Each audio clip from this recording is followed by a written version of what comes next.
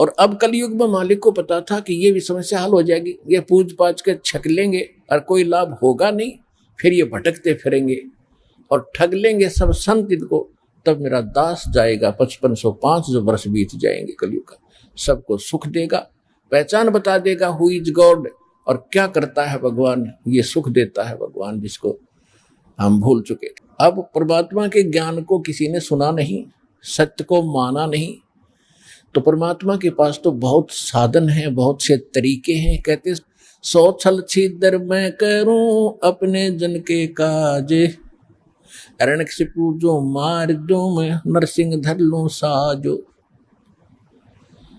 अब परमात्मा तो परिपूर्ण होते हैं अपनी भक्ति अपनी शक्ति से। अब जैसे चंदन का पेड़ चाहे लकड़ी भी कहीं पड़ी हो, उसका स्वभाव है महक देती है, सुंदर महक देती है, लुभावनी महक उससे निकल रही होती है, सुगंध होती है। ऐसे ही परमात्मा के आसपास जहां भी कोई भक्त निकट आता था उसको अजब शांति मिलती थी।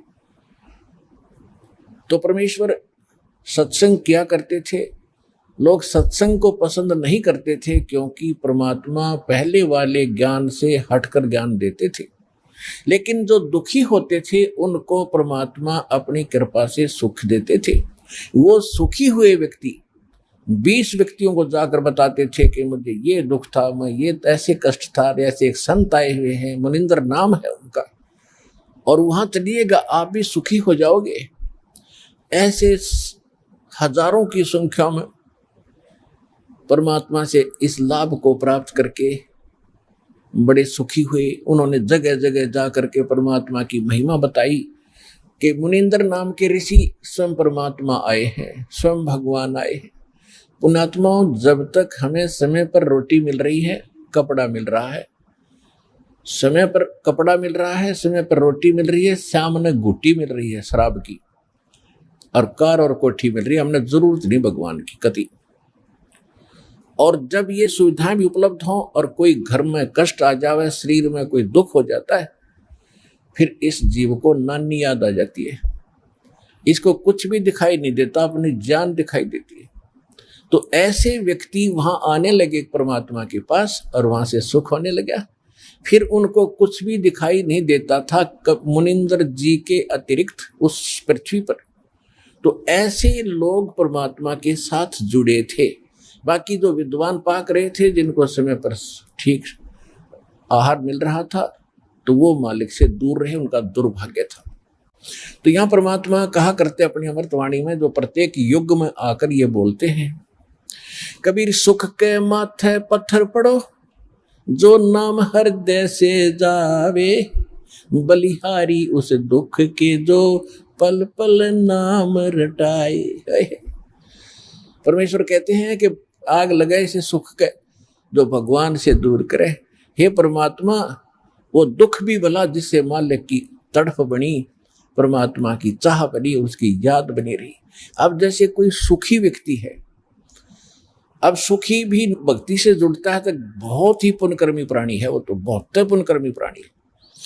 लेकिन वो सुखी जो जुड़ा है वो डगमग हो सकता है, वो विचलित हो सकता है कभी, और जो दुख में आकर यहां जुड़ेंगे और उनको मालिक सुख देगा, क्योंकि आज तक आप सब जगह घूम फिर लिए। ऐसा समय सेलेक्ट किया दाता ने, क्योंकि संतों का बोलबाला सैकड़ों वर्ष से है। राधा स्वामी पंथ लगभग 100-150 वर्ष पहले से चला हुआ, और इसकी तो पता नहीं कितनी ब्रांचें हैं, और इनके पास सब भटक के लुट के पिट के और सर्वनाश करा के अब यहाँ आ रहे। तो अब बहुत उस पर दया होगी जो पहले भटक लिया, और यहाँ आने के बाद, क्योंकि परमात्मा ने सुख तो देने ही अपने हिसाब से देना है। कैसे देना है? जैसे कोई चाहता चल देख लेता हूँ, आराम होगा तो ठीक से, नहीं तो नहीं, तो उसको फिर ऐसा ही मिलेगा राहत। और जो कति सच्चे दिल से समर्पित होकर के भी कहीं मुझे तो ठिकाना रहा नहीं, और फिर रोवा मालिक के चरणों में, प्रतिदिन देखना उसको कितना सुख मिलेगा। तो परमात्मा से लाभ लेने का हमने एक तरीका बता रखा है, उस तरह आपने समर्पित होना पड़ेगा। और फिर देखना सपने में भी किसी अन्य इष्ट या संत के प्रति आपका भाव न जावे, इस परमात्मा के अतिरिक्त, इस दास के अतिरिक्त, और फिर देखना मालिक का लाभ।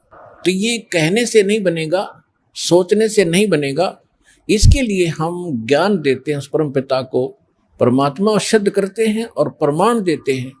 वो प्रमाण आपको चारों तरफ से बाध्य कर देंगे कि पृथ्वी पर ना कोई और भगवान है और ना ही ऐसा पृथ्वी पर ज्ञान है। और फिर समाधान, ऐसे प्रमाणित मंत्र जिन महापुरुषों का मोक्ष हुआ उन्होंने यही जाप किया। तो इन सब से फिर आपका भावना अपने आप बनेगी, निसंशय हो जाओगे, डाउटलेस हो जाओगे। फिर अपने पृथ्वी पर कुछ दिखाई नहीं देगा और फिर देखना भगवान के हाथ है, रोजाना लाभ देना, सपने में भी सुख देगा, जागृत का तो कहना ही क्या। तो ये ऐसा परमात्मा है। जैसे हम बहुत सी कथाएं सुना करते थे, उनका कोई सिर पैर नहीं था। हम सुना करते थे कि श्री रामचंद्र जी ने लंका पर चढ़ाई करते समय पुल की आवश्यकता पड़ी, समुद्र पर पुल बनाना था।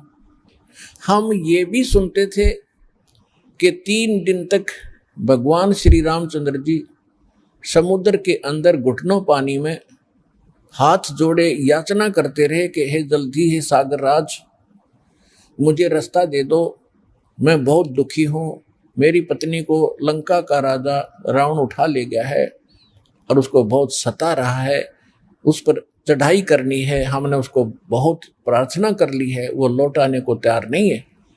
जब 3 दिन तक समुद्र ने उसको रास्ता नहीं दिया तो तब श्री रामचंद्र जी ने लक्ष्मण से कहा था कि लक्ष्मण मेरा अग्नि बाण दे, ये लातों के भूत बातों से नहीं मानते।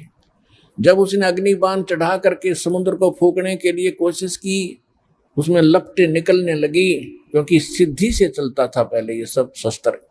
तब कहते समुद्र ने रास्ता दिया, ऐसे सुनते थे। फिर क्या सुनते थे कि नल नील ने समुद्र पर पत्थर रख दिया, उनके हाथों में पावर थी, उनमें शक्ति थी, सिद्धि थी कि उसके हाथ से रखा हुआ पत्थर जल में डूबता नहीं था, और जिस कारण से पुल बना। फिर हम ये भी सुना करते थे नकलियों से कि हनुमान जी ने पत्थरों पर राम का नाम लिख दिया, इसलिए पत्थर तिर गए।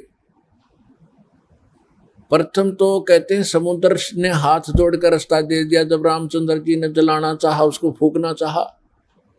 फिर कहा करते नल नील के हाथों तैरते थे पत्थर, उनके कोई वस्तु नहीं डूबती थी समुद्र पर। फिर कहते थे हनुमान जी ने राम का नाम लिख दिया इसलिए तर गए, पत्थर पुल बन गया। अरे कोई एक तो बताओ, एक पर सेट हो जाओ, किसने एक रहा को किससे हो जाओ, फिर रामचंद्र कित रह गया, नल नील से ही पुल बन गया, फिर राम ने कित बनाया वो। अब इसका निष्कर्ष निकलेगा, इस कथा से जो दास सुनाने जा रहा है त्रेता युग की। ऐसे प्रश्न करे एक भक्त ने मेरे से, जब गांव गांव में दास सत्संग करने जाता था, वो कहने लगा जी मैं मिलिट्री के अंदर हूं और मिलिट्री हमारी ज्यादातर पहाड़ी क्षेत्र में रही है। जहां भी मुझे कोई मंडलेश्वर, कोई संत, कोई गुफा में साधु मिला है, मैं उनसे मिलने जाता रहा हूं। और ये एक प्रश्न करता हूं, मैं रामायण का पाठ बहुत करता हूं और उसमें देखता हूं कि सभी राक्षस मांस खावें, शराब पीवें, ऐसा व्यवहार विचार उनका हो गया था। और वहां पर विभीषण और मंदोदरी, इनके विचार पढ़ते हैं जब रामायण में, तो साधु संतों जैसे, तो इनको ये ज्ञान कहां से आ गया ऐसे बूढ़े राक्षस नगरी में। तो वो कहने लगा जी मैं सब जगह मंडलेश्वरों के पास जा लिया, पर इस प्रश्न का उन्होंने को संतोषजनक उत्तर नहीं दे पाए, मैं आज तक भटक रहा हूं। तो मैंने कहा भाई इस रोग की दवाई मेरे पास है, अब सुन ले, सुनाता हूं। दास ने सुनाई फिर कथा, जो सत्य कथा है।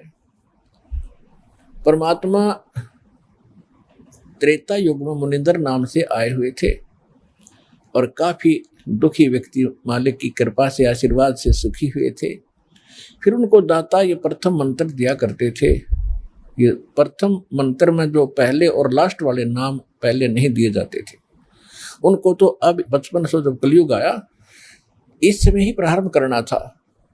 ये कंप्लीट कोर्स अब देना था। पहले तो ऐसा समझ लो कि ये आपको ग्लूकोज लगा दी जब तक सर्जन नहीं आया, और ग्लूकोज से रोगी मरता नहीं लेकिन रोग नाश नहीं होता।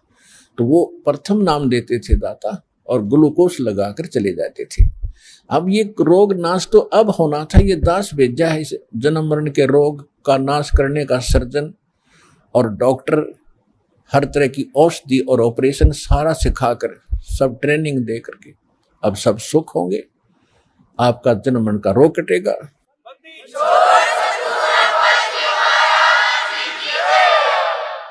एक समय परमात्मा एक दरिया के किनारे सत्संग कर रहे थे। दरिया के किनारे ही उनका एक झोपड़ा था, कुटिया थी, वहाँ सत्संग किया करते थे। वहाँ हजारों की संख्या में इधर उधर से भक्त आकर के सत्संग सुनते थे, जो निर्धारित समय किया जाता था, महीने में, 2 महीने में, 6 महीने में। तो ऐसे ही एक नल और नील नाम के दोनों आपस में, ये मौसी के बेटे थे, यानी इनकी माताएं सगी बहन थी, और ये किसी देव प्रकोप से दोनों के दोनों मानसिक रोग से पीड़ित थे। शरीर में भी बहुत पीड़ा रहती थी, जिसकी उपचार के लिए वेदों के अतिरिक्त साधु संतों से भी आशीर्वाद प्राप्त इन्होंने खूब किए थे। और सभी ऋषि महर्षियों ने उनको बता दिया था कि नल और नील, बेटा ये तुम्हारे प्रारब्ध में, यानी तुम्हारी किस्मत में अंकित है ये कष्ट, और इसको बेटा आपने भोगना ही पड़ेगा, कोई विकल्प नहीं। अब बेशक से आत्मा को कोई कितना ही ऐसे संतोष दिलाए कि ऐसा ही होता है, लेकिन इसको मालूम है कि परमात्मा कोई ऐसी पावर है, ऐसी शक्ति है कि वो सब दुख दूर कर सकता है। परमात्मा के गुणों में हम खूब सुनते और सुनाते रहते हैं, इसलिए आत्मा संतोष नहीं पाता है। दुखी व्यक्ति फिर कहीं ना कहीं और किसी से सुनकर भी जाता है। जब वो कति थक लिए थे, दोनों अंतिम फाइनल फैसला मान चुके थे कि अब कहीं ठिकाना नहीं रहा, हमें तो ये तड़प के मरना ही शेष बचा है, और लंबी आयु होती थी। किसी ने उनको बता दिया कि आप चलिएगा ऋषि मुनिंद्र जी के पास, और नल नील आपका रोग ठीक हो जाएगा। उनको अविश्वास रहा कि नहीं, हमने बड़े बड़े ऋषि देख लिए हैं, ये तो पहली बार नाम सुना है हमने आपसे, कोई मुनिंद्र नाम का ऋषि कहीं पर है। तो 1 से 2 से 3 से जब ये बात सुनी, उनका भाग्य उदय हुआ। उनके कहने से वो चले गए कि चलते हैं भाई, और तो कहीं हमने ठिकाना मिला नहीं। तो जब वो वहां आए, मालिक को पता था कि अब निशान ने चोट लगानी पड़ेगी, क्योंकि ये सब जगह थक लिए हैं और कोई इनने ऋषि महर्षि मंडलेश्वर भूत झाड़े लगाने वाला कोई छोड़ा नहीं है। अब इनको कुछ रिजल्ट दूंगा तो ये बच्चे मेरे पास टिक जाएंगे आसानी से। जो ही नल नील ने जब सत्संग शुरू होने से पहले सत्संग, परमात्मा बैठ जाते थे, सत्संग सुनाते थे। सत्संग तो वो सुन ही नहीं सकते थे, क्योंकि उनकी तो ऐसे बेचैनी रहती थी। और जो ही मालिक के पास आए, दोनों चरणों में मत्था टेका और परमात्मा ने दोनों के सिर पे हाथ आशीर्वाद भरा रखा, उनका तुरंत रोग छू मंतर हो गया, और ऐसे हो गए जैसे कभी पीड़ा थी ही नहीं किसी प्रकार की। अब दोनों की आंखों में आंसू आ गए, चरणों में लिपट गए और कहा, हे परमात्मा, हम तो बहुत जगह कष्ट उठा चुके थे, हमने पृथ्वी पर कोई, जहां तक हमारी पहुंच थी, हमने कोई ऋषि महात्मा नहीं छोड़ा। हे परमात्मा, हमारे ऊपर बहुत बड़ा कहर था, बड़ा कष्ट था, आपकी कृपा से हम स्वस्थ हो गए, आप स्वयं परमात्मा आए हो। फिर उन्होंने सत्संग सुना। परमात्मा ने कहा, बेटा ये तो एक अस्थायी लाभ है, अभी तो और भी आपके भाग्य में और आपके संचित पाप कर्मों का ढेर लगा पड़ा है, उसके लिए भी औषधि बताऊंगा, वो मंत्र दीक्षा आपको दूंगा, आप वो लीजिएगा। पहले सत्संग सुनिएगा। फिर सत्संग सुना, दीक्षा ली, फिर गुण गाने लगे भगवान के, जो भी मिला उसी से कहें कि भगवान आए हैं, मुनिंद्र नहीं ये परमात्मा आए हैं, आप चलो। फिर उनकी कोई नहीं माने, क्योंकि लोग सुखी थे, केवल दुखी मानता है। तो कुछ दिनों के बाद क्या हुआ कि जैसे आप यहाँ देखते हो उसका चित्रार्थ सारा ही आप देख सकते हो दृश्य। यहाँ पर आप देखते हो 80% भक्त दुखी आते हैं, काल के पीड़े हुए आते हैं, कर्मों के पीटे हुए आते हैं, और क्या हालत में आते हैं। कोई स्ट्रेचर पर आता है, किसी को कैंसर है। आत्मा हमारी मानती है कि परमात्मा, अज्ञानता में आपके बच्चे कितना कष्ट पा गए, पहले इन्होंने गलतियां की, पाप इकट्ठे किए, अब काल ने इनके सिर पर रख दिया कि इनको भोगो। परमात्मा अपने बिना अपने के दुख न कौन जानेगा। अगर आप भी नहीं इनको राहत दोगे तो ये कहाँ जाएंगे। दास उसका नौकर है, दास उसका पीएन है, चपड़ासी है परमपिता कबीर भगवान का। आपकी अर्जी उसकी टेबल पर रख देता हूँ।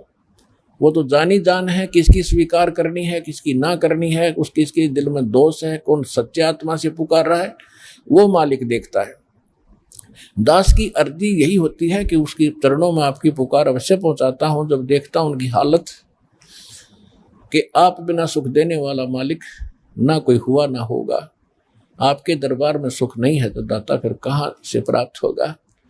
तो हम जितनी अर्जी लगा सकते हैं, जैसी हमारी अकल काम करती है, लगाते हैं। सुनना दाता कबीर भगवान ने है और वो अवश्य सुनते हैं। ये सुख सागर है, ये दयालु भगवान, ये रहीम है, राम रहीम यही है। तो इसी प्रकार वहां आते थे, कई कई दिन रुक जाते थे, स्वाभाविक, क्योंकि वहां एक न्यारी शांति मिलती है। संसारिक कष्टों से, जो समस्याओं से मन हटकर एक मालिक पर लग जाता है। इसलिए कोई 2 दिन सत्संग में, कोई 1 दिन, कोई 3-3, 4-4 दिन का सत्संग भगवान कर दिया करते थे। तो परमात्मा कहा करते थे, बेटा जो गरीब असहाय व्यक्ति हैं, बीमार हैं, रोगी हैं, वृद्ध हैं, यहाँ कई कई दिन रुकते हैं तो उनके बर्तन साफ करो, उनके कपड़े धोया करो, ताकि उनकी आत्मा खुश हो और तुम्हें सेवा का फल मिले, ताकि तुम्हारे ऊपर जो कष्ट है वो ना आए।